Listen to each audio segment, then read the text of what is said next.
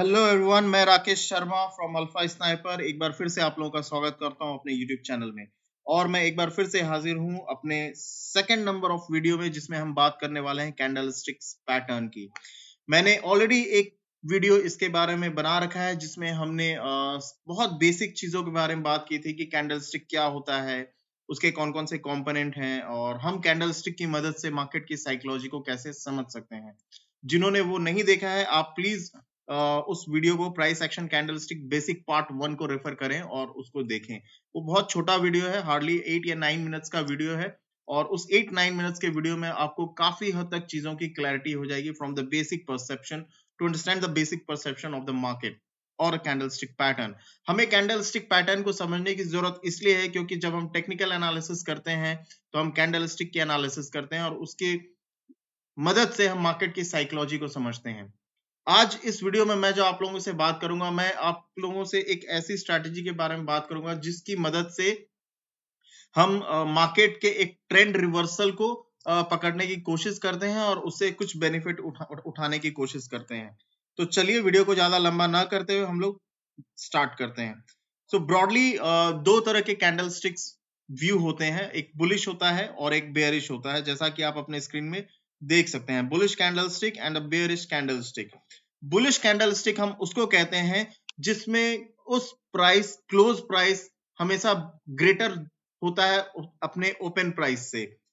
Similarly bearish candlestick हम उसको कहते हैं जिसमें कि क्लोज प्राइस अपने ओपन प्राइस से स्मॉलर होता है और उसका कलर रेड होता है। यूजुअली आप किसी भी चार्टिंग प्लेटफॉर्म पे आपने देखा होगा कि हम बुलिश कैंडलस्टिक को ग्रीन कलर से डिनोट करते हैं और बियरिश कैंडलस्टिक को रेड कलर से डिनोट करते हैं। बुलिश कैंडलस्टिक कहने का मतलब ये होता है कि बाजार अब यहां से शायद ऊपर जा सकता है, और बियरिश कैंडलस्टिक का मतलब ये होता है कि ये एक मंदी की ओर इशारा कर रहा है, तेजी और मंदी। बुलिश इज एक्चुअली तेजी और बियरिश इज मंदी।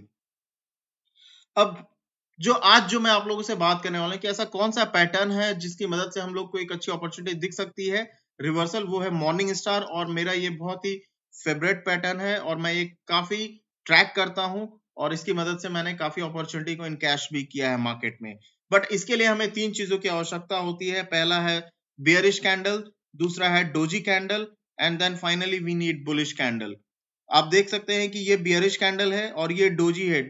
डोजी कैंडल कहने का मतलब यहाँ पे ये होता है कि मार्केट कंफ्यूज्ड है, इनडिसीजन मार्केट है, और ना तो सेलर ही डोमिनेट कर रहा है ना बायर डोमिनेट कर रहा है।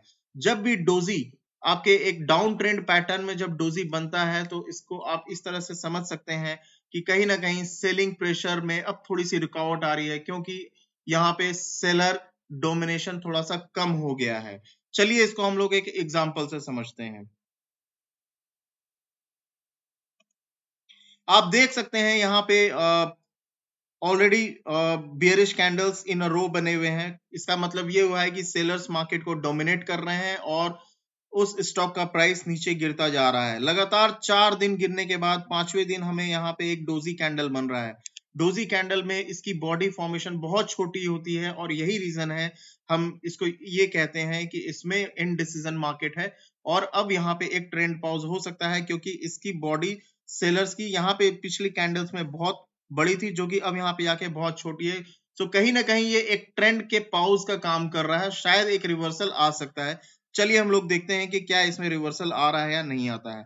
अब आप देखिए कि इसका नेक्स्ट कैंडल एक ग्रीन कैंडल बना है, यानी कि बायर यहाँ पे एक्टिव हो गए हैं। और उसके बाद आप देखें कि वी हैव सीन एक अच्छा खासा up move in the stock.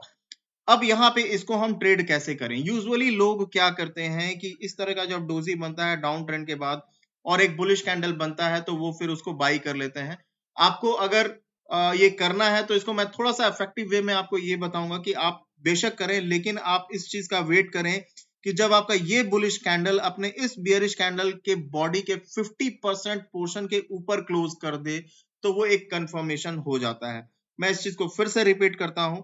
अगर ये बॉडी, आई होप कि आप लोगों को मेरा कर्सर दिख रहा होगा, ये कैंडल बॉडी का जो क्लोज है इस बियरिश कैंडल बॉडी के 50% के ऊपर अगर क्लोज करे, जो कि हम देख भी रहे हैं कि यहाँ पे क्लोजिंग हुई है, जो कि इस कैंडल के ओवरऑल 50% के ऊपर पोर्शन में ही क्लोज किया है, तो ये एक कहीं ना कहीं kind of high probability setup अपने आप में बन जाता है और इसके हाई पे आप जाकर के बाई कर सकते हैं।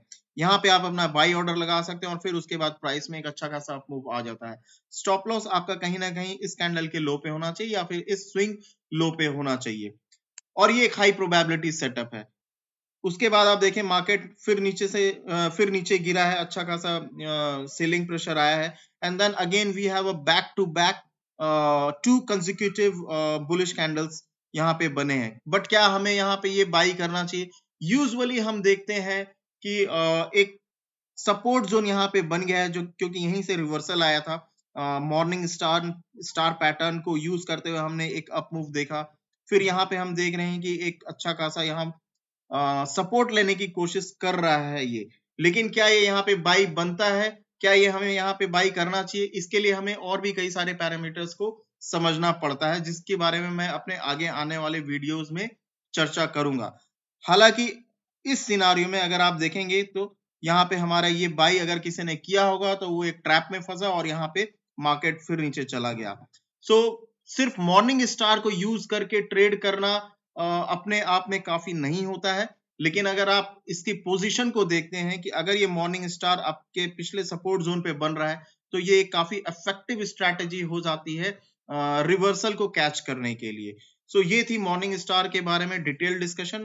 अगर आप लोगों को मेरा कंटेंट अच्छा लग रहा है तो आप प्लीज सब्सक्राइब करें और लाइक करें और मैं इसी तरह आप लोगों के लिए एजुकेशनल वीडियोस बनाता रहूंगा। Thank you very much.